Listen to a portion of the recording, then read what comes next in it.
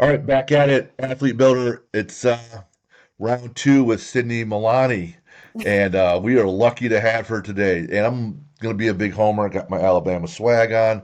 My daughter's at Alabama. She's now an athlete, if you can believe it, at Alabama. And now we have an Alabama coach. But she's more than that. She's a lot more than that. She's, man, bang, this girl's awesome. So, Team USA bobsledder, not really her background. No one really has a background in bobsledding, right, for the most part. No one And grows up bobsledding. no one does that unless you're just, riding the sleds down the hill. But so it's all about speed. So big track athlete, high school, Iowa State, I believe, but then Alabama. Now she's an Alabama strength and conditioning coach, founder of Team Peerless. And I think that's the swag she has on today. Yes, It's a sir. five. There it is, a 501 that she put together to help out Olympic hopefuls, because not every country is the same. There isn't always the same playing field everywhere financially, and so she's helping out with that. And she's also a Navy SEAL, a Foundation official teammate, so had some experience working with those operators as well. And so, Sydney, welcome to the show. Thank you. Thank you for having me, Jim. I appreciate it. Where are you at now? You're not in snowy weather, right? You're down south. Yep, I'm down south in Alabama. I'm gearing up to go to Park City in November to start off our season. Park City, Utah, home of a prior Olympics. So, whom do you coach right now? Right now, it's more of an unofficial role. But I train with my coaches whom I was with when I ran track here at Alabama, and so I coach under my coaches. It's kind of like our trade-off. Most professional athletes have to pay for their facilities and their coaches, but I have a really good relationship with my coaches, and I interned under them when I was in school, so now I'm an unofficial strength coach here at Alabama. Nice. Mhm. So my daughter, who's on the rowing team, she's pretty excited, and she took pictures of all her swag that she got this week, and it kind of like filled up almost her entire dorm room. It was so many articles, and then she took pictures and videos. Says since I run a gym, the some of the Alabama facilities and the dining hall, like Mhm. what an awesome set of resources. So I can see why you'd want to stick around there. Before we get too far along, I want to play this game. You probably heard that, who would you rather or what would you rather? Okay. So, what would you rather do? Would you rather win a title in the 100 or the 200? Probably, I mean, I guess the 100. How come? I don't know. I think both of them are equally as spectacular, but I guess the 100 is just, you know, technique. It's all about your start and it's just raw speed. And that's what track is. That's what attracts people to track and field is that raw speed. And they say if you win the 100, you're then the fastest person in the world, right? That's kind of the deal. Yeah. hmm All right. How about the 4 or the 800? Would you rather win the title in the 4 or the 8? I've ran both. Both are such difficult events. I would say I'd rather win in the 400, though. Is it because it's shorter? I think both of them have things that make one harder over the other in different ways, but the 400 is like when you get into the 800, that's when it starts breaking into like the endurance field, and I'm just a speed athlete. I prefer speed. Gotcha, gotcha.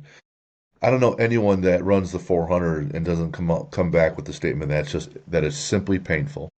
You're holding that threshold, that high end threshold for a long time.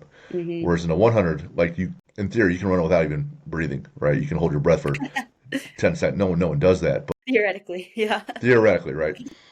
In the pain threshold, you hit that max speed, but you don't hold it as long. hmm I remember people run the 400, they're broken afterwards. What's cool about Sydney, and I didn't put this in the intro, but if you look her history up, senior year in high school, sets the state record in the 100, the 200, the 400, and then decides to win the 8 as well. Prior year, she wins the team events, the four bys. So I'm sure you've had people say it before. When you have a title, it just follows you the rest of your life. So it's pretty cool. But setting state records. So I started off with those just because she'd done them before. So between the 100 and the 400, the two that you picked, The is the four, 100. You'd rather win the four. yeah, for sure. Wow. The painful race. Yes, I mean that. I think that's what makes it spectacular is the pain. Like anyone with God's gifts can go out and run a fast 100, but you have to be tough to run the four. You do. It's Hmm. about that holding that threshold. So running in the Olympics, that's a summer sport. Bobsleds in the winter. Yep. Would you rather win gold in the winter or the summer? If you asked me when I ran track, definitely the summer. Sure. Um, but now that I've actually gotten to do both sports in both seasons, I would say winter, which is an Come unpopular on. opinion. I know, but winter sports are gritty. You have to be so tough to compete in those conditions, and I respect that. So definitely winter. You know, they are team events, the track team and cross country team, but still it's a big individual component. Hmm. Would you rather coach a team to a title or be part of a team title? Uh, I mean, that's tough. I think I would rather be part of it. Um, I mean, you're part of it in either role, but I think getting to actually like experience it and put up the points yourself is a really good experience. I would say that. Being the athlete, you got to be all in on yourself and your training. And so many people have to help support, the teammates that are on the field or not on the field, right?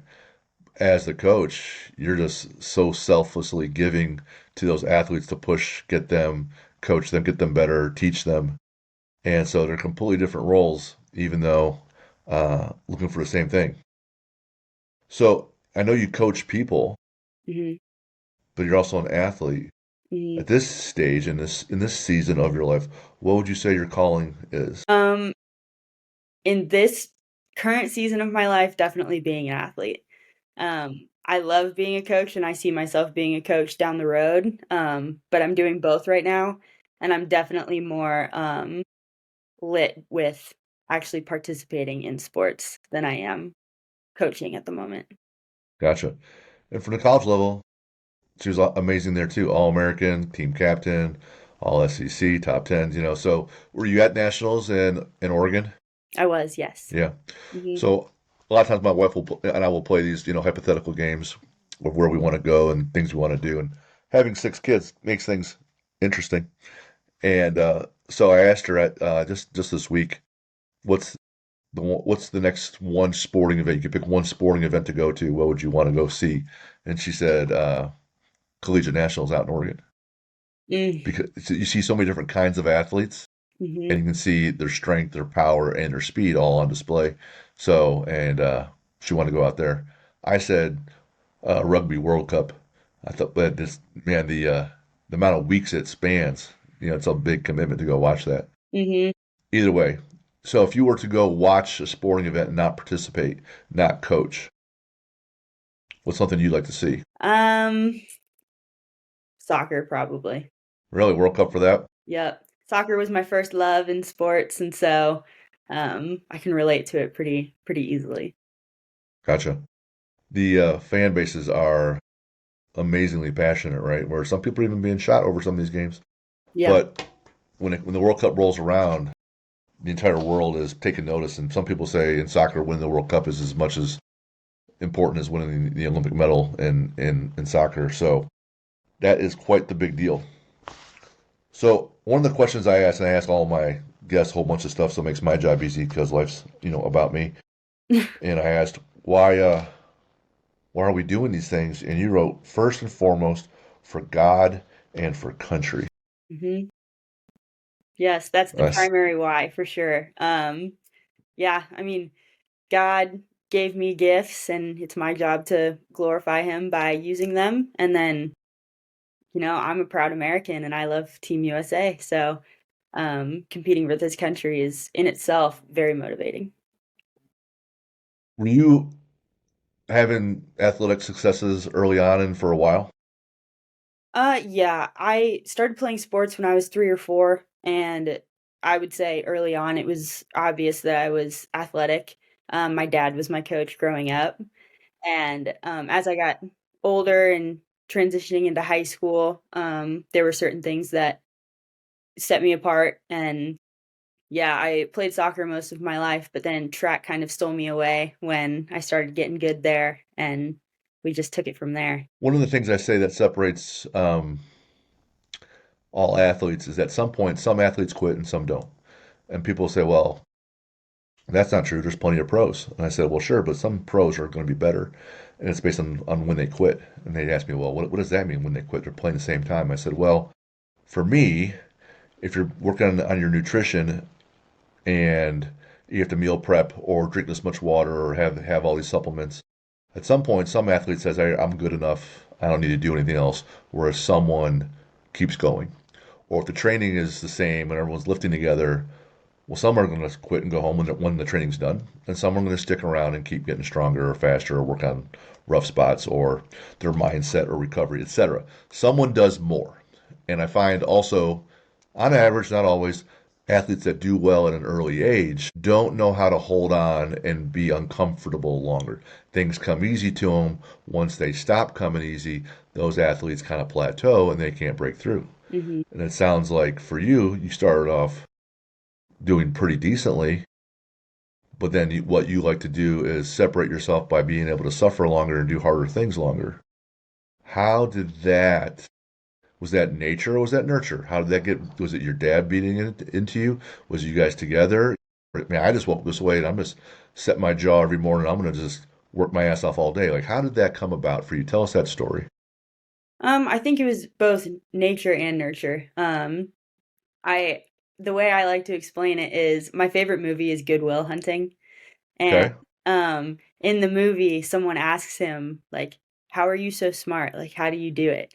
And then he goes, like, you know how Beethoven just like went up to the piano when he was young and just started playing? Like Mm. he could just do it. Like that's how I do it. And so when I was young, like that's how I like to explain it. It's like I just that was my music. Like I just went up to a soccer ball or I'd race people on the playground and that was just my music. Like I could just do it.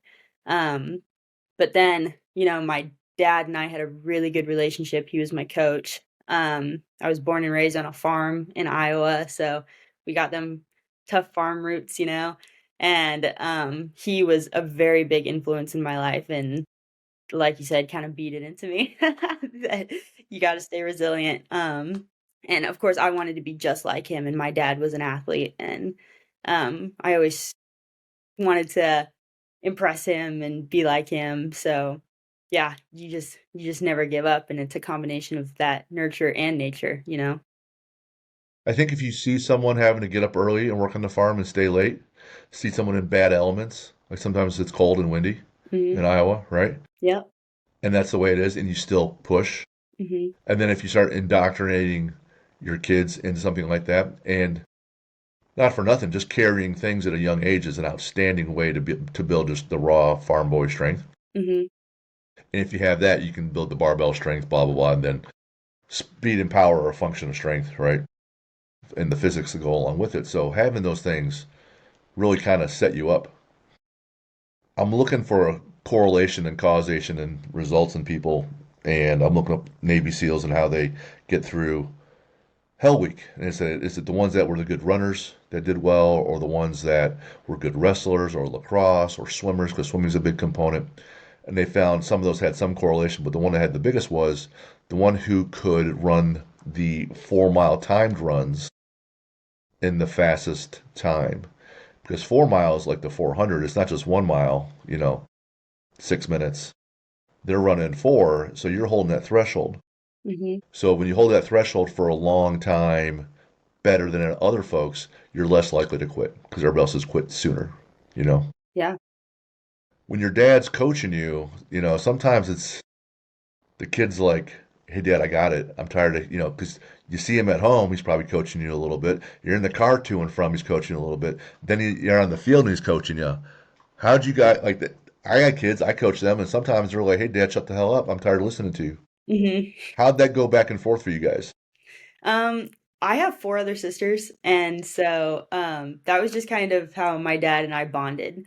I never really felt There was never a time in my life where I can remember feeling overwhelmed by his coaching, but I also think he did a really good job, um, by one, like setting the example himself. Like he was always eating healthy, always working on the farm. He was a firefighter also.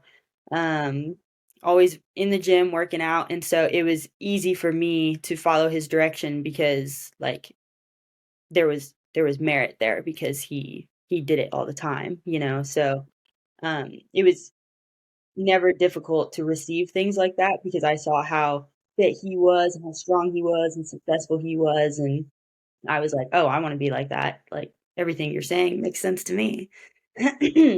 So, it was never overwhelming for me, and plus that's how we bonded, so it was Gotcha. easily received. What about the other sisters? Were they athletes too? We basically made up half the soccer team. We were all on a soccer team together at one Dang. point.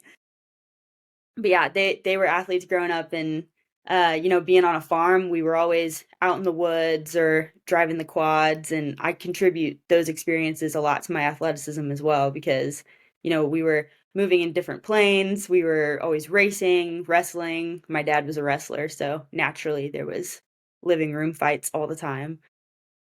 So, yeah, those experiences definitely made me more athletic without even knowing. Where are you in the order? I'm second oldest. Second oldest. Mhm. Gotcha. All girls. Yeah, my poor dad. So we have four girls and two boys. Two girls with the same name, if you can believe it. Because Wow. we're remarried and we each had a Maddie. So Mhm. my Maddie's at Alabama. Her Maddie's at Butler right now. Nice. How do we transition from Iowa State to Alabama? Now it's really easy with the portal, and Mhm, I don't know if that was the case just a few years ago, even for you.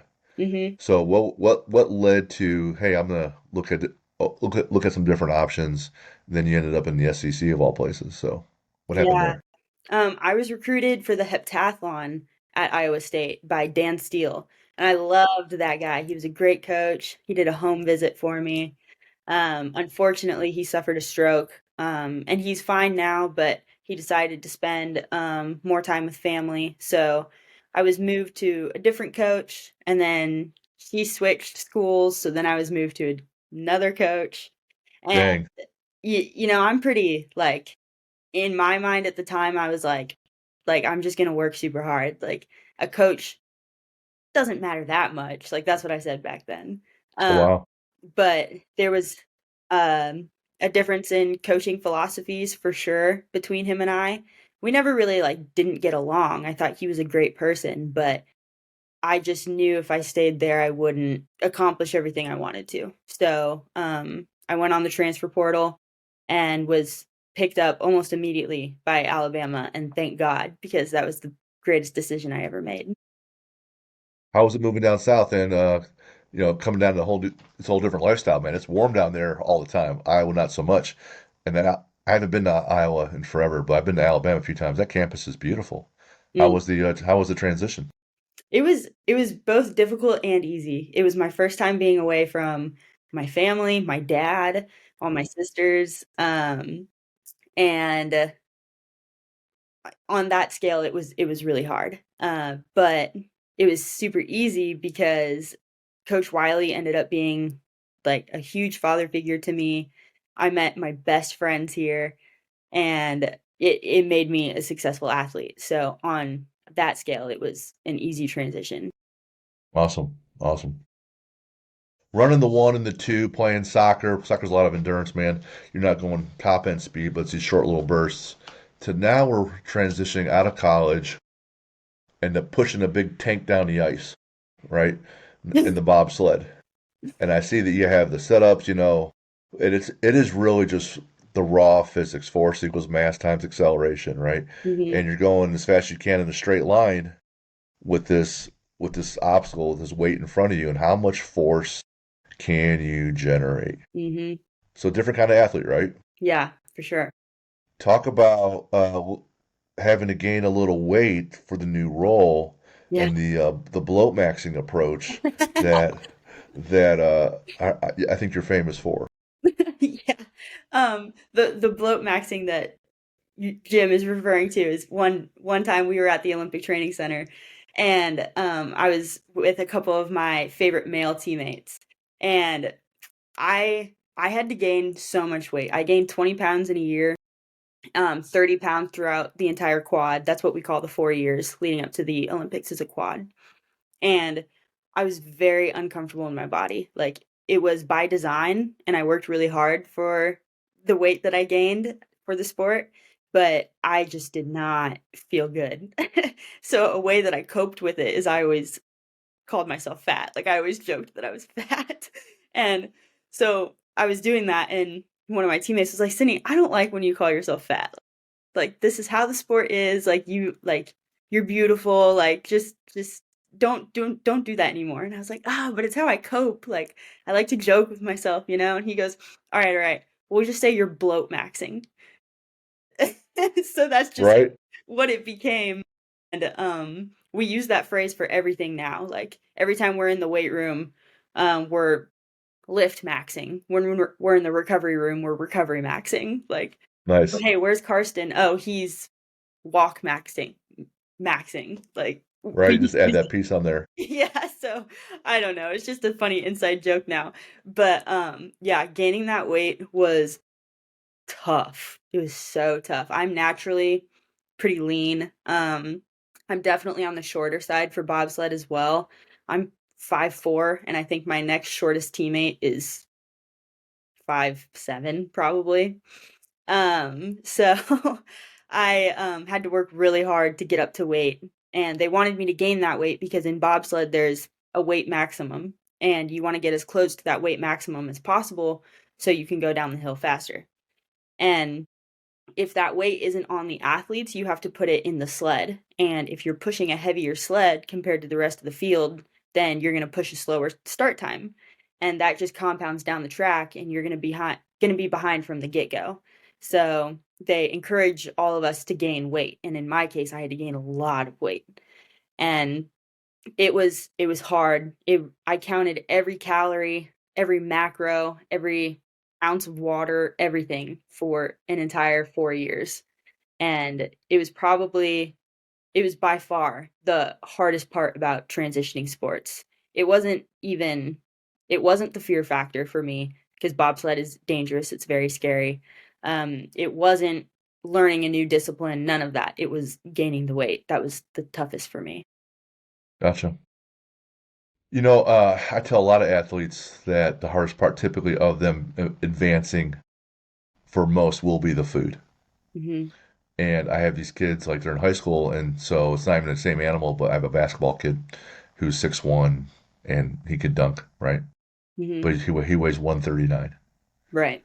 I'm like, bro, you weigh 139, man. Just you might dunk on me once, but the second time you come into the lane, I'm just gonna I'm gonna put you down, and you won't be able to play the rest of the game. Like you got to be able to have the size for what the sport demands, right? Yeah.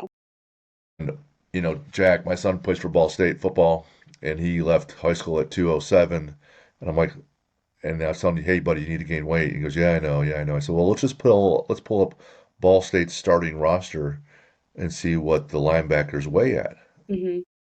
And just if you don't believe me, and I'm showing him 227, 235, 248, like looks like the average here is around 230, buddy. Mhm. And so people really struggle because I'll hear from parents or these kids, hey, I'm eating a lot. I'm eating a lot. I go, I'm sure you are, Yeah. but this is still the math. So yeah, you're eating a lot, and it turns out what we're putting in isn't enough. Mhm. So I have some questions that, having daughters and coaching women, when they come into the gym, they'll say, hey, I don't want to get bulky. I don't like that. You guys are just smashed into your head that there's a thinner look that's leaner but not very muscular, and that's how women are supposed to look. So I've had pro athletes on here, and they're like so uncomfortable that they have to be stronger looking, but they're pros. You're trying to do pro things. Mhm. All right. Was it, if I can ask, was it the scale? Was it the number on the scale that mortified you or you didn't like? Was it the way your clothes felt? Was it the way your body looked? Was it that your body fat went from 12% to 16%? Like, give us some perspective on what was challenging about that for you. I would say for me personally, like I said, I'm very lean naturally. And so in order to gain weight, I had to eat a lot. When I first started gaining weight in my first year of bobsled, my dietitian put me on 3,000 calories a day. And when I started, I was like, holy crap, that's a lot. And now I'm Not really. doing that to lose weight. That is nothing. And as I got more used to the volume of food, towards the end, right before the Olympic trials, I was eating 5,400 calories a day. Okay. And I was eating more than a lot of my male teammates on the bobsled team, and, they have to gain weight too. And so I just think that's a testament to my, metabolism, my genetics, and just the fact that I'm just naturally lean. So there is a genetic component to everyone as well. But the volume of food that I had to eat was making me break out in hives every night. Like, every night I would go to sleep, my face would be swollen, I'd have red spots all over me. It was brutal. Mm. I had to eat 6 different meals a day, and it just seemed like every time I was done eating, I had to start on the next meal. Otherwise, I'd be up until midnight trying to finish all my food, and then I was full all the time during training, so I wanted to puke constantly, but I had to choke it down because if I puked, then I'd lose weight. It was just brutal. There's just no better word to say it. It was brutal. Michael Phelps would talk about he's taking in over 10,000, Mhm, 12,000. He's what, 6'6", 6'7", something like that, mhm. swimming all those laps. And then he'll be finishing eating crap, eating McDonald's. Yeah. Like he just finished putting it in and he dives into the pool like 10 minutes later because Mhm, he feels it digesting and how uncomfortable that was. mhm. What I tell kids and athletes that if you're constantly full because of the volume, I said now it comes down to how many calories can you get in per bite.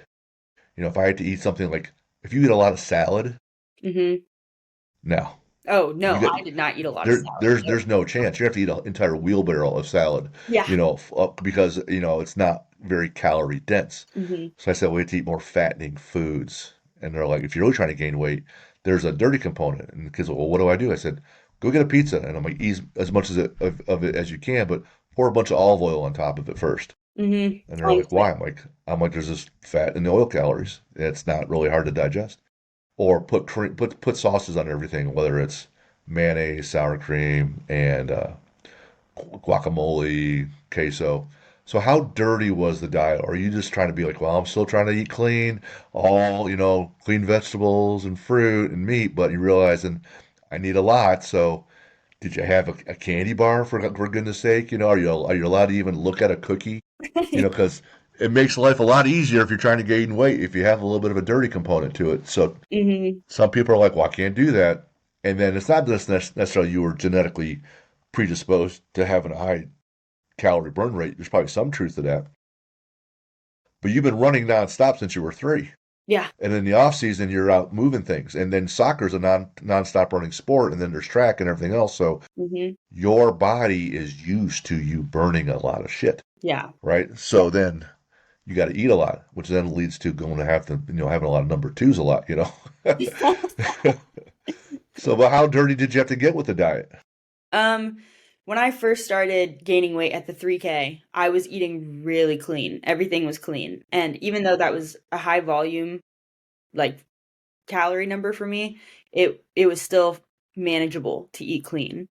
But as I worked up, it got more and more difficult. The really hard thing about me having to gain weight before the Olympic trials was we couldn't just gain weight for the sake of the number on the scale. Like, we had to be very strategic about it because when you're accumulating mass, you have to train that mass to be conducive to what you're trying to do.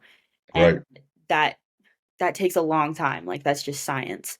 And so we were trying to build as much muscle and as little fat as possible. And of course, when you're gaining weight, you have to put on fat.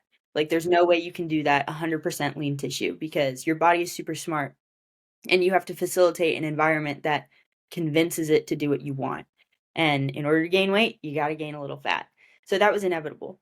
But we were trying to what we kind of did for a little while is I would do it kind of dirty and I would gain some fat because when we were trying to do it 100% clean, it was like so difficult because I just couldn't eat that much. And so we would make the diet a little bit dirty That way I accumulated a little bit more fat, and then we'd change my macro ratio to convert fat into muscle. So like our graph was like kind of like this, like as I was Right. gaining weight. So it did get pretty dirty, especially towards the 5,400 mark. I was eating ice cream every night, like, which sounds great, and it was at first. I was like, "Wow, I've never had this privilege before. Like, I'm just gonna eat a bunch of ice cream and chocolate. It's great." But then it got to a point where I didn't enjoy anything that I used to, and I was Sure. actually avoiding food that I used to like because Right. It's work. it was work and it was just ruined for me, and I felt like puking every night. Like, I lost Hmm. sleep because I was trying to choke down vomit. So, it Did you take in casein protein before you went to bed? yeah, I did it all. I casein protein with the peanut butter, try Right. and slow down that Slow, slow, digestion. slow down. Yeah. Right. Mhm. I listened to this podcast with Dave Tate, who runs Elite FTS. Do you know who he is? Dave Tate sounds familiar, but I can't say I've ever watched Gotcha. his So stuff. in the strength world, he's, on the Mount Rushmore. He came out of West Side Barbell with Louis Simmons. And so in terms of like building really strong people, but also athletes that don't just lift, like he's outstanding. Like he's on Mount Rushmore. And he has J.M. Blakely on, and J.M. Blakely is like if you ever do have people do J.M. presses, to help build your bench. It's named after him. And he has like, PhDs, but he's also strong meathead, as strong as can be in powerlifting, but super, super smart. These lifters that are trying to squat 1,000, 1,100, but be in certain weight classes. When I listened to his approach on nutrition, and it was similar to I've had some people do. I don't know if this might be helpful or not, but let's say you're at 3,000 calories and you take yourself up to four. So what he wants you to do is for X number of weeks, say it's 8 weeks, you eat dirty, 4,000, 4,500 calories, you put on weight, your numbers go up pretty easily, Mhm. right? At that 45,000 calorie mark, you then cut it down to maybe 3,200, 3,400. You're going to lose some strength that you just built, Mhm. but not all of it. Mhm. And then you lean out, and then you do it again. You go up to 4,500 or 4,700. So you keep cycling up. You keep putting on weight and then taking it off, and it's like 8 weeks up and 8 weeks down, so that you keep leaning out. But as you go up, the strength goes on pretty easily. As you come down, you lose some of it, not all. You go up again, you put on a bunch more strength, then you lose some. So you would have people do that for like a 2 year cycle, Mhm. a big macro mesocycle, and then they would keep adding their gains that way, and then stay close to a weight class, and then they could cut if they have to. So that was an approach that was really effective for a lot of people. What weight do they want you to be at on the bobsled? For me personally, and again, I'm much smaller than all my other teammates. They wanted me to get up to about 160, and I'm Okay, naturally a 135. So, 20%. and at 160, like, even after gaining that 20 pounds in a year and 30 pounds over the span of the quad, I was still the lightest person on the team by, like, Oh, 15 pounds. wow, So, thank God for now, we have very big pilots, and so it evened me out a little bit, and I didn't have to gain any more than that, sure. but the If you 160 was, like, quite honestly very unmanageable. Like, I competed at the trials at about 157, and I will never do that again. I will never gain weight like that again. It was just okay, it I did what they asked me to do. I gained the weight so I can never be upset at myself. However, that is probably what ultimately screwed me because I just couldn't train that tissue fast enough to be fast and be twitchy anymore. I was strong as an ox, but bobsled is more than just being strong. You have to be fast too. And that was very obvious in a lot of my other numbers. Like in my 30 meter, we tested 30 meter in our Olympic trial combine. force plates and stuff like that. I couldn't get up to the numbers that I used to be at that weight. So yeah, I was moving the bobsled off the line a little bit better because I was heavier, but once we got down the crest and I was running down the hill, I just wasn't what I used to be because I was carrying so much weight. So I'm never doing Gotcha. it again. This past summer, after our summit, I was invited to help out at a bobsled, skeleton, luge combine. Mm-mm. And one of the pre-C schools put it on in St. Louis. So I go out there to help out. My wife and I would drive out there and we're to help with some of the timing and just it was fun. It was fun. They had maybe 8 athletes. So did you have to go to a combine first? I'll tell you about the story here in a second. But did you go to a combine? No, I did not. I was one of the lucky ones, and I was called straight out of track and field. Like I was still running track at Alabama, and I missed a call because I was at practice from Kurt Tomesevich, which is one of our directors of performance on Team USA, and he was also an Olympian in the 4-man. And I listened to his voicemail and asking me to come to Lake Placid at the Olympic Training Center and come push a bobsled and see if I'm any good at it. And I thought it was a spam call at first. And to be honest, at that point, I was about to graduate. You know, I already had a job lined up. And so in my head, I was like, even if this is real, I'm not doing this. But I ended up calling him back, and I had some important people in my life tell me that my time as an athlete just wasn't over. There was just no way, and they pushed me to do it. So I went straight to the Olympic Training Center and picked it up right away. Versus most people have to do a combine and stuff like that. So at this combine out in St. Louis, they had about 8 people, and Jen and I are there, and it's open to anybody. Mhm. Yep. And they had a wide range. Mhm. And Jen and I were watching the people warm up, and we're like, all right, that's an athlete, and that's an athlete, and those other 6, I don't know what they're thinking today, but this is going to be bad, right? Yeah. And so there's people 30s, 35, 40, like I'm 50, right? And we're like, oh man. And you see the warm up, they're doing their A skips and high knees, and we're like, oh no, oh no. So they're outside and they have the gates set up, the lasers for timing you with your fly 10 and the splits all the way through your 40 yard dash time. Man, those older guys that went first, every one of them, because you had to run it 3 times.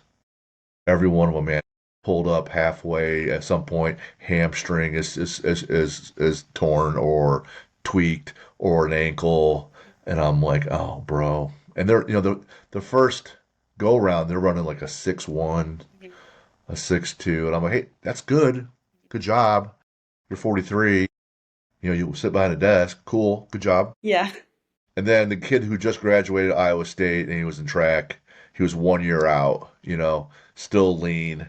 His setup was outstanding.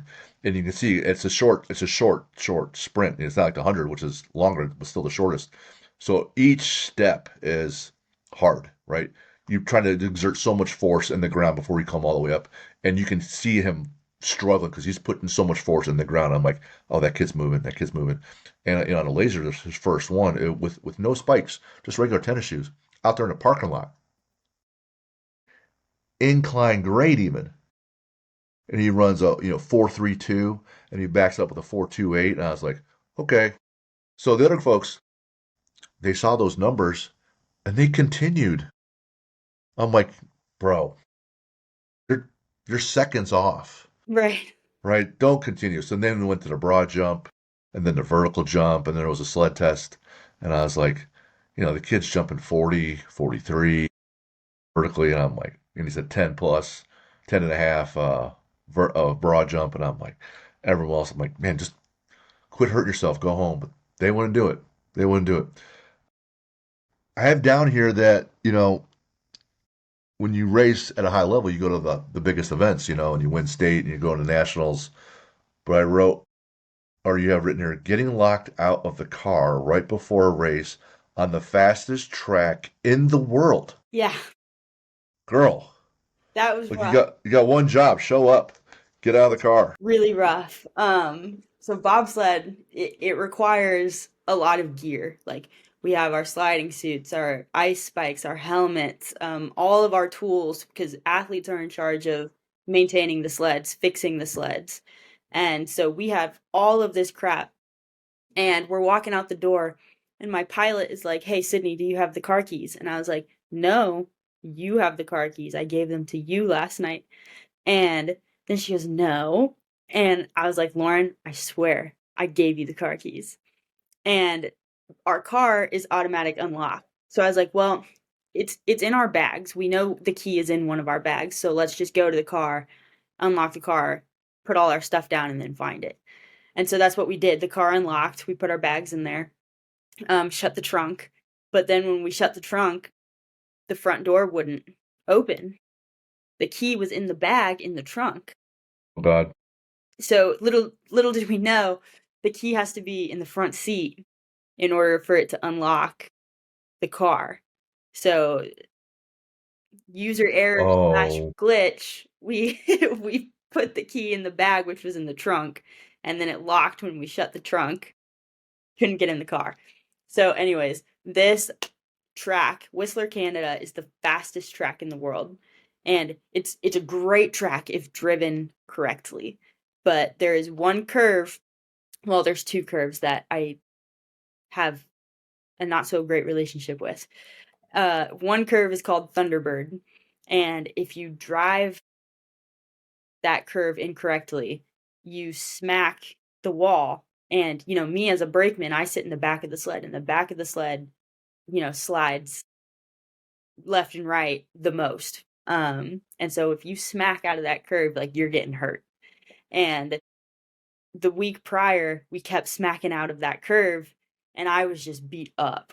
And there's another curve called 50-50, and they call it 50-50 because you have a 50% chance of making it through.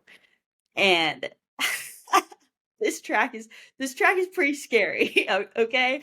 And plus it's the fastest, so if you're crashing, it's gonna hurt just a little bit.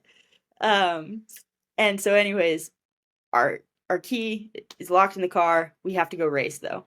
So we are trying everything. I call the cops. I'm like, "We are professional athletes. We have to get to the top of this mountain in 15 minutes. Like, come unlock our car, please." They were like, "Is there any animals in the car?" And I'm like, "No." And they're like, "Well, yes. we can't help unless someone's in trouble." So I was like, "Yes, there's an animal in the There's car." a baby in the back in the trunk of the car suffocating. Right. Yeah, so they wouldn't come help us. I should have lied right out of the gate, but they wouldn't come help us. It was like 6 in the morning, so there's no locksmiths open yet. Um, I took some of the pliers out of our toolbox and I cut like a wire fence, and I was trying to like use this wire fence to like get into the car. It was just a mess. And I look at Lauren and this is a rental car. And I go, "Did you get insurance on this car?" And she was like, "Yeah, why?" And I was like, Here "I comes. break the window and tell them, and you tell them that we got robbed." She was like, "Sydney, don't do that." But I wanted to. If the pilot wasn't in charge, if I was in charge, I would have done that. But the pilot's in charge, so I'm going to do what she says. So, anyways, one of our coaches comes down from the mountain and brings a crowbar and gets the door open.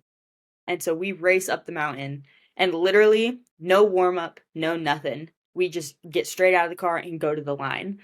And one, that's dangerous because, it's negative degree weather. So it's if you're going out and pushing 100%, you're probably going to blow a hammy. Two, this is the fastest track in the world with a very difficult curve. And if your pilot isn't focused, then you're in trouble. And so Lauren was freaking out the whole morning, and we're on this line, and I'm thinking, we're about to crash. Like, this is it. Come on, man. They can't be saying that shit. I didn't say it, but Okay. in my mind, I was like, this is it. This But is how it ends. it This is was how I die. it was disastrous, but we actually ended up doing really, really well.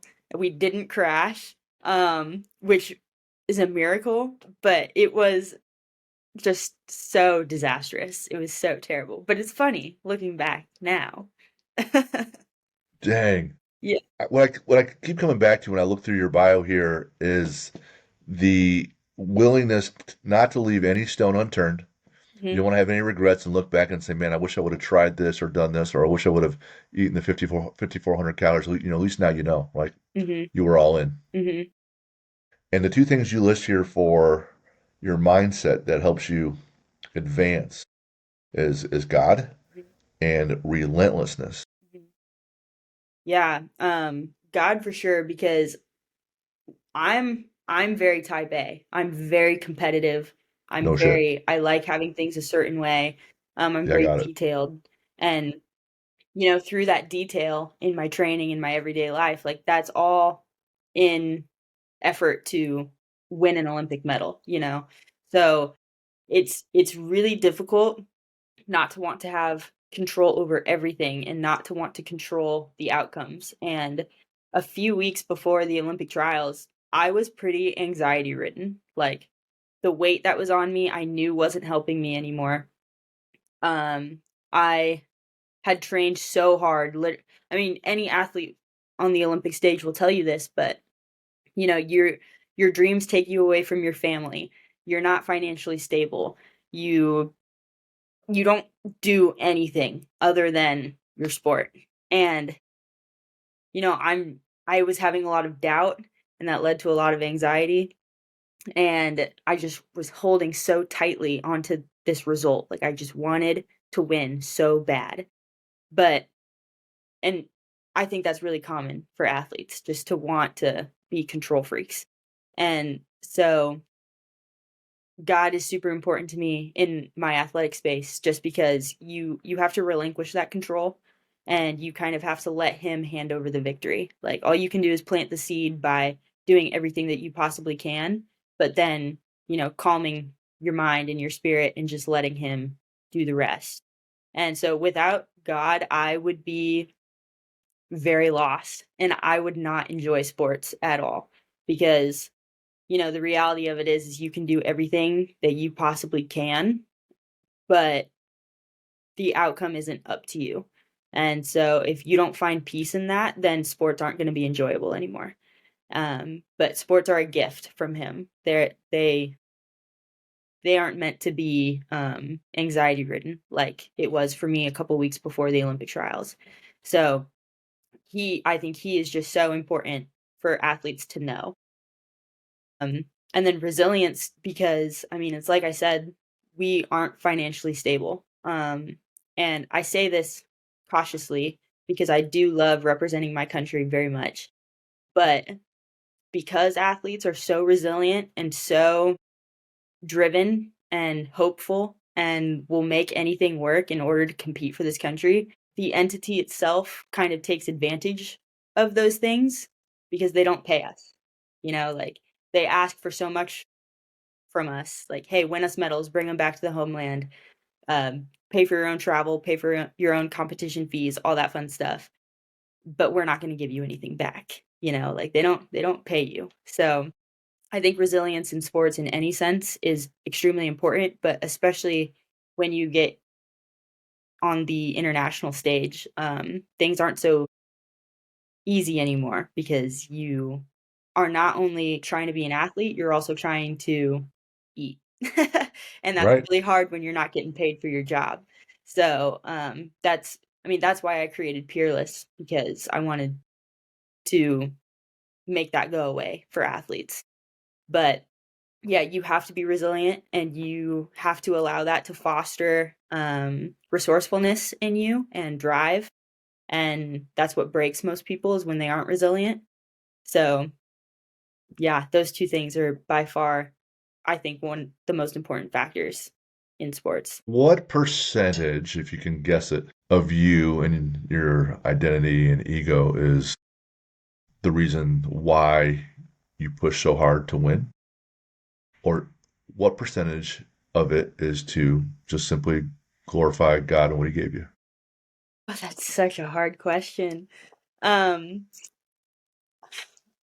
I'm competitive as shit. Like, like No kidding. I Yeah, do not like losing. I will lose sleep over losing. Um, and unfortunately, I am human and I do have an ego and I am competitive.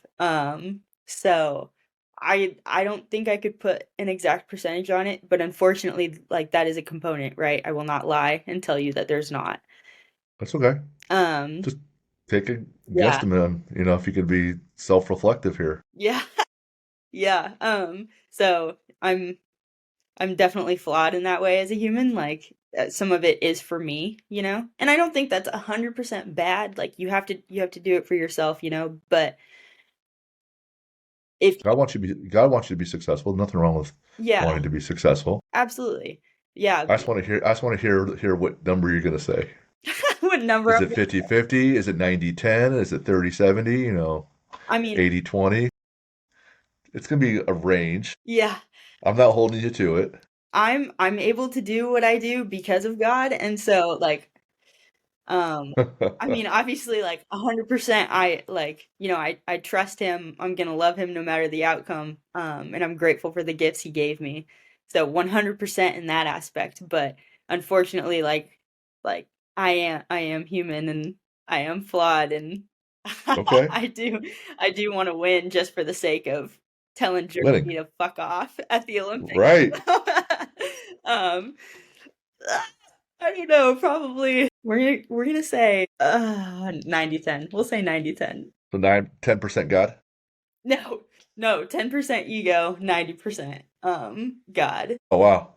Yeah. Okay. And I just say that because even when I catch myself being a little fiery, So careful with the words.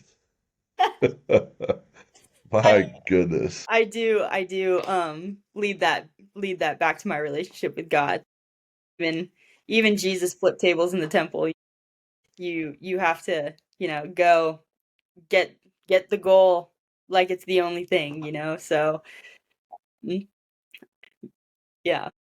Is it possible that God's using this season of your life to build you for something you haven't seen yet or something down the road? Like, you never win Mhm. and you utilize that for something else. Is it possible that, hey, you could, pull up lame? You might just lose the calling, but hey, I don't feel like doing it anymore, Mhm. right? Mhm. It's for say these purpose that hasn't been revealed. You know, are you okay with him having you on a path that maybe you haven't recognized yet, or maybe it's not about you being on that podium? You know, That's a tough that one. that's a tough one, right? It is. I mean, he just wants to know that you're gonna love him no matter what, no matter the result, right? So, um, that for me personally is really difficult. And I will, I will get over myself if I don't win. I will love him no matter what. But that is a very hard part of faith for me. But I do think that he's using this for something bigger for sure. Especially with, I started a nonprofit. I never thought I would start a nonprofit. And I have a very protective personality and I cannot stand watching. It's tough on Team USA because our teammates are our competition. We're fighting for resources. We're fighting for food on the table because what little funding Team USA does give us, we're competing amongst each other for that. And so it would be really easy for me to just fund myself, compete for myself, and, be number one. But I cannot stand watching my teammates live out of their cars. I can't stand watching them not be able to fly home to see their family because they can't afford a plane ticket. I just got off the phone with one of my teammates like 3 days ago, and he was like, "I think I'm gonna have to cancel the season. Like I can't afford it on Olympic year. Cancel the season on Olympic year because he can't afford it." That just I'm getting kind of hot thinking about it. Like that just makes me so mad. And so I think God is definitely using that. And I've had to be super resourceful in order to make this work financially, and I've built a lot of relationships, and built a big network throughout the years doing that, and I think that's definitely going to be used for something bigger beyond the podium. Yeah, the struggle, one James, be thankful for the struggle, for it creates perseverance. And so now you're having to struggle in areas that might not seem fair, might not be fun, right? Hmm. And maybe you feel entitled, maybe you rightfully should be more entitled, maybe other athletes should too. But then you would not have the resilience of having to build the network. You wouldn't have created the resilience of having to have the foundation that you set up to help other athletes. Without having that pain, you wouldn't have had to adjust. And those components wouldn't be there, right? So there's tremendous things to be thankful for. I was listening to Sean Ryan's episode with Tim Tebow, and Tim is recounting the night when his Broncos beat the Steelers in the playoffs, and he's coming off, and one of his aides, or it was like it's like a GA but for the pros, and it was like his main guy that helped support him. And they're both, if you know Tim Tebow at all, very very faith oriented. And the kid comes off and says, "Hey man, do you know what happened? Tim, you realize what just happened?" He goes, "Yeah, we won. We won the game. We're going to the next round of the playoffs." He's like, "Tim, now you just don't know, do you?" So 3 years prior to the day, he had the 316 eye black on his face during a Florida game, and 90 million people Googled John 316, like, what is that? And on that day that he won that playoff game, all his stats were 316 related. He threw for 316 yards. His yards per catch was 31.6. So there's all these signs to that 316 reference. And Tim's like, oh man, I'm all focused on this extraneous outcome versus the journey and then the path that God had him on. So it humbled him in a way. And then he was thankful for all the other things that came from the humbling. So yeah, it's a very painful, unfair situation, obviously, for Sydney and all these other athletes. Well, what a great thing that when you're dead and gone and your foundation is still going. Or maybe you're done competing and the foundation is still going. So a lot of things that from my perspective, of course I'm 50 and when I'm competitive, like I would compete with my brothers on who ate dinner faster, right? Hmm. Seriously. But that's so awesome that you can take those challenges and then turn it around and make an impact. That's awesome. I bet everyone's really grateful for your efforts there. Thank you. Yeah, you're welcome. Being an athlete is a very selfish pursuit. You must always pick yourself. Being a coach and a leader is a very selfless pursuit. It's the ultimate balancing act. Are you very coachable? I do consider myself coachable. I don't think I've ever told a coach no. Okay. My coach tells me I need to gain 30 pounds in a quad. Well, guess what? I did it. Um, Right? like I I was coached by my dad, and I think that's where that comes from. And all of my coaches, besides my coaches at Iowa State, um, all of my other coaches have been father figures to me. Coach Williford when I was in high school, and then going to Alabama, Coach Wiley and Coach JD. And so I just trust them implicitly. There are very few people in this world who I would just blindly trust, but they are one of them. If they tell me to do something, I'm gonna do it. Love it. You know, you're so relentless in so many areas. And one of the pieces I really was thrilled to see because no one had said this before. And it's a part where you wrote about and building your body. And, you said you designed a journal that had everything in it from recovery, training, nutrition, all the race day entries, the training. So the after action reports, if you had like a big battle or a debrief after a sales meeting, what were all the inputs leading up to game day? Well, and then how did game day go? What were the results? What were the lessons? And so the planner that I put out with my book crystallizes all this, and it looks like you came up with it well before I did. Talk to us about how you utilize that to stay focused, manufacture motivation, drive forward, break through plateaus. How essential was that for you? It was so essential. I've been journaling since I was in high school. My dad journaled, so that's where I got the habit, I think. And I used to, as I've gotten older, there's just more and more components that you try to control. When I was in high school, like, yeah, I did extra push-ups and sit-ups at night and stuff like that, but I wasn't tracking what I ate. I wasn't really tracking how many hours of sleep I was getting. But, as I went through high school, went through college, and now I'm a pro, I control pretty much every single factor of my life. And so in my journal, I track what I eat, I track what I drink, I track pre and post training thoughts. My annual plan is in my journal. Um, j- I do a debrief at the end of the day. Like it has everything in it. And I, I'm probably a little bit too dependent on it to be honest, but it's never far away from me. Like it's literally sitting on my table right here. But it was so crucial for me because one, I take it with me everywhere I go. So I gave my coach full access to it. I was like, look at my journal, like keep me accountable. And every time I was like training or something, like sometimes I'd turn around and coach would be like looking at my journal and then like looking up at the weight that I was using and he'd be like, "Didn't you do this weight last week? It says right here in your journal." And I was like, "Ah shit." Like, yeah, I did. right? You'd go put 5 pounds on the bar. And especially when I was gaining weight, I really needed help in that department because it was, as we discussed earlier, just brutal. And I would score all of my meals.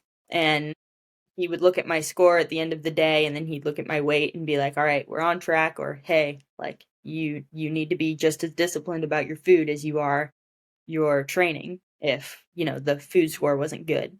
And I'm a far-sighted person. I like to look in the future and plan, and so we would sit down and do my annual plan together, and that would be in my journal, so I always knew just generally where I had been and what direction we were going with my training. And yeah, it was just so critical, especially leading up to the trials and everything. I did a lot of journaling before the trials and execution cues, just reinforcing positive thoughts, all of that stuff. That's awesome. That's amazing. There's so many reasons why I love that. One, when you see a little win from day to day, that's for me what I tell people, that's how you create your own motivation. Because motivation is usually very fleeting and discipline takes over. Hmm. The motivation is kind of a fun feeling. And if I know every Monday is a lower body day and I'm going to lift and I'm going to do something kind of heavy, what most Mondays then I'm probably going to hit some kind of new PR. Or if I can do my accessories and hit a PR there, I said, well, if I can just get to the gym, I've PR'd like the last 38 out of 39 days in the gym in some capacity. And if I just do everything I did last time I was there and I improve the warm up a little bit, new PR. So I can tell people one, it's kind of a way you can manufacture some, temporary motivation. Two, our mantra is win the day with, athlete builder and, winning the Olympics, being on the podium, making the team even. For your quad, it's a lot of time for how long those races take? A minute, 2 minutes, 3 minutes, 50 seconds. And then you have a number of runs and then it's over and then you got to play and go home. Hmm. Well, then the depression sits in and like, what feels good? What am I looking forward to next? And if you win the day, like that's a very extrinsic goal, which is awesome to have and a huge target. But if I'm trying to win and be the best version of myself daily, then the next day, like, hey, my goal is to get up, do some recovery. And if I do those things, I get some wins. I did what my targets were for the day. I can feel good about myself the day before, the day after big events. It's not just on game day, right? So it's also you're not going to feel that happy until 4 years later. Come on, man, that's not really that's sustainable. So if I can journal and see some wins, it helps feel a lot better. Yeah. The lady we just recorded with was Jen Floyd. She rode at Cornell for 1 year as a senior and was so good she was invited to the Olympic team. And 4.5 years later, she's rowing in the Olympics. Hmm. And she credited journaling all her wins, just like you do, to keep her moving forward, but also help have her be a little bit happy between now and 4 years later because man, that's a long time, It you know? is. It is a long time.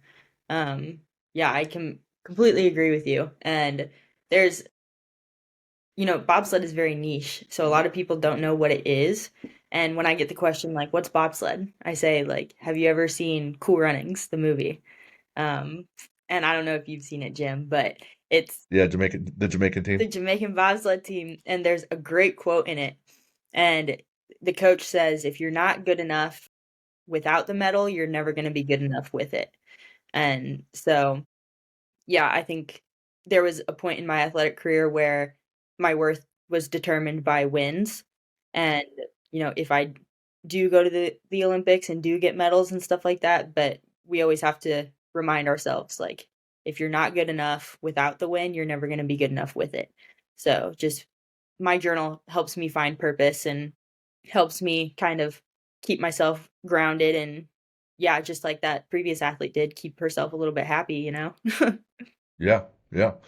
Um, One of the last things I want to ask about the being a teammate is teamwork is one of our core values, and teammates to me is a huge thing, and a lot of people will sacrifice for the teammates versus themselves even. People will say like in the Marines or an Army platoon, you're fighting for the person next to you, right? Yeah. And so you'll sacrifice even more. And now you have a component where you're a teammate with the Navy SEAL Foundation. Mhm. And just talk about that role and the why behind it and the impact that you're looking to make it with those folks.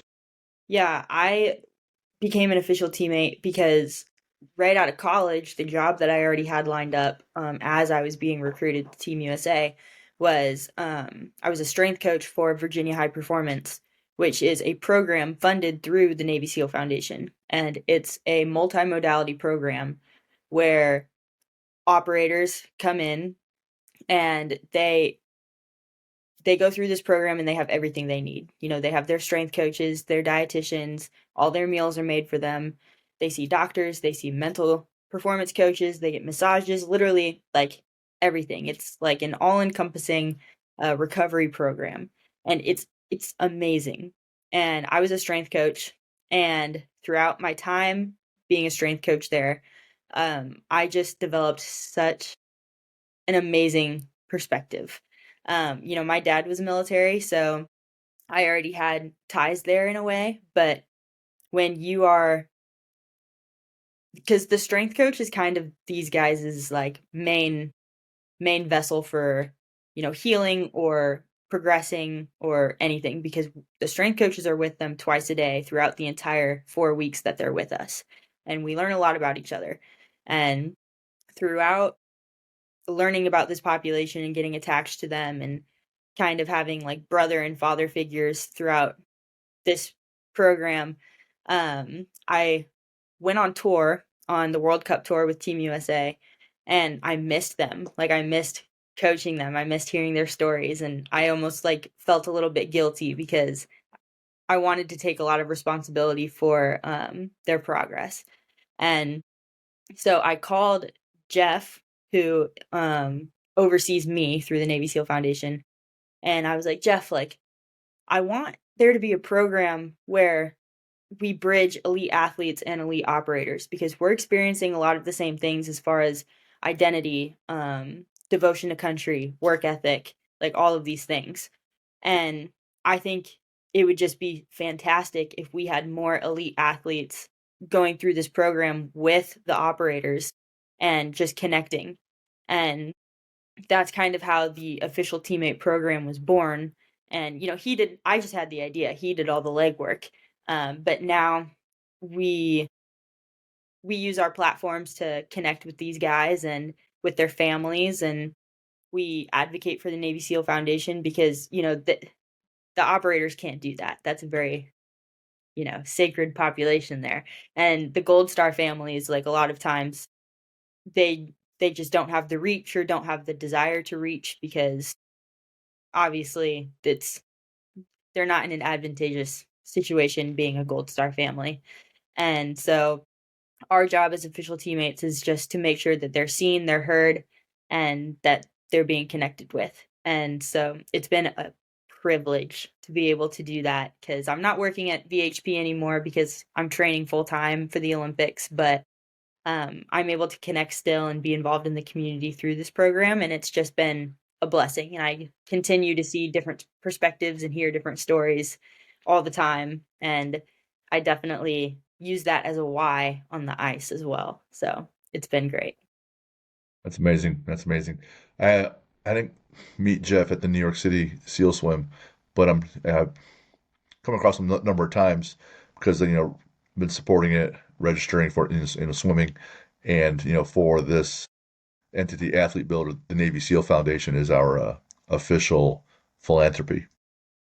So we do other philanthropic things. My gym does other things. Our breast cancer event is coming up next weekend, so it's a big deal. Mhm. But through Athlete Builder, the Navy SEAL Foundation is our number one priority. When you're lifting heavy, what do you want to listen to? It really depends on the day. Sometimes Okay, sometimes I want to rage and sometimes I want to be at peace, it just kind of depends. gotcha. What's a bucket list adventure? Not a career like building a training facility like you wrote there. This is a bucket list adventure where you're gonna go have fun, whether it's a friend of yours, whatever.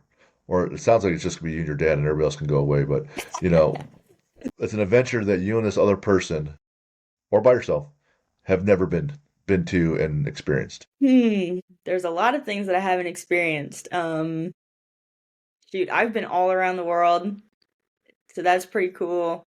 But I think probably just go on a vacation and do nothing. I've never done nothing before.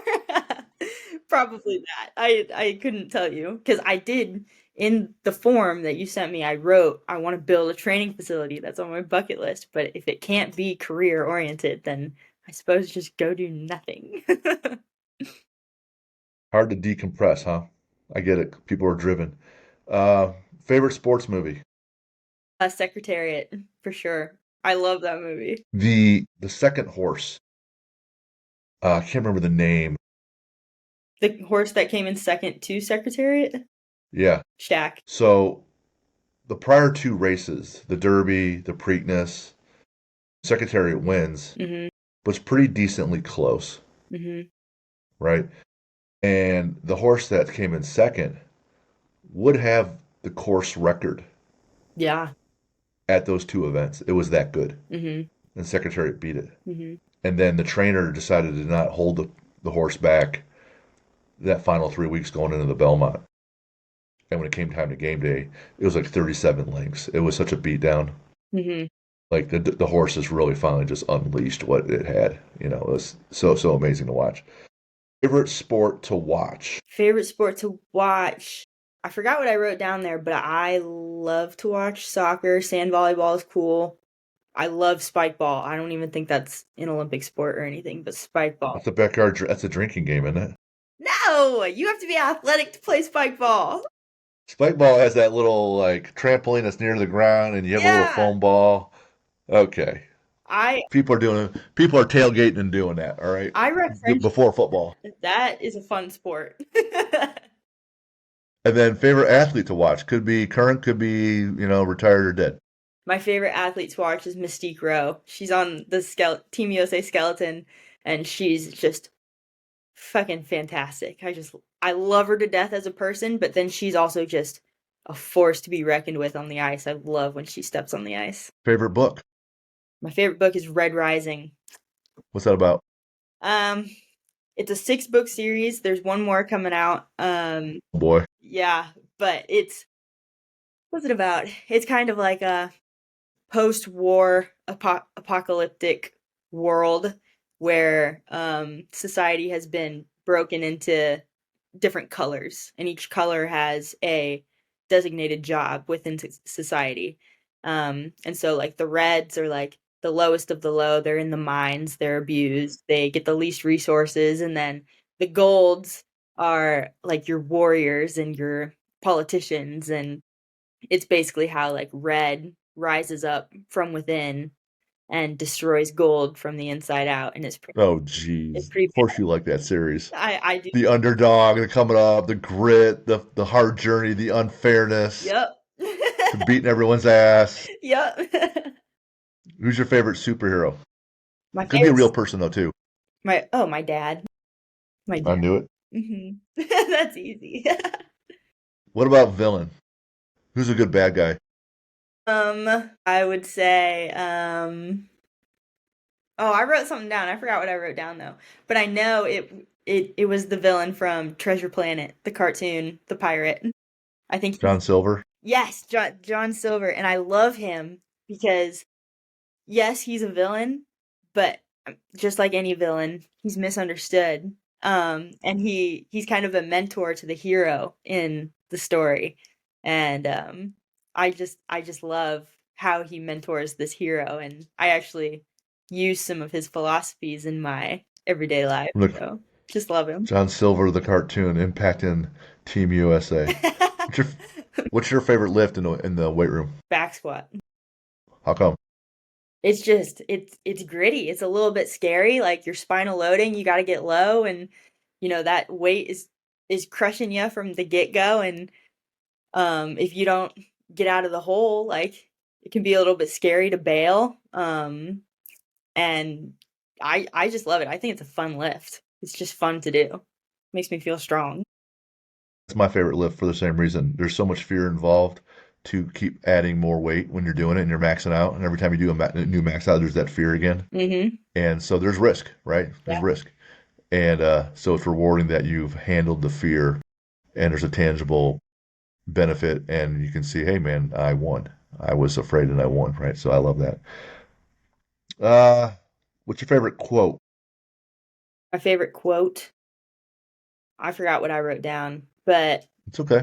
I would say the one that's popping in my head right now is do not it's something like do not fear imagined troubles or something like that. Okay. Yeah. That's huge. Most fears are just not even close to what reality is. Mhm. Where can people find you? Where can they find your nonprofit? You can I haven't officially announced my nonprofit yet. It's still kind of in its baby phases. But we did just recently or I did just recently build a website for it and everything. So you can find that in it on my Instagram, in my link tree. Um, I'm pretty present on Instagram, so you can find me there a lot and find me on the ice and find me down here at Alabama. Awesome. Awesome.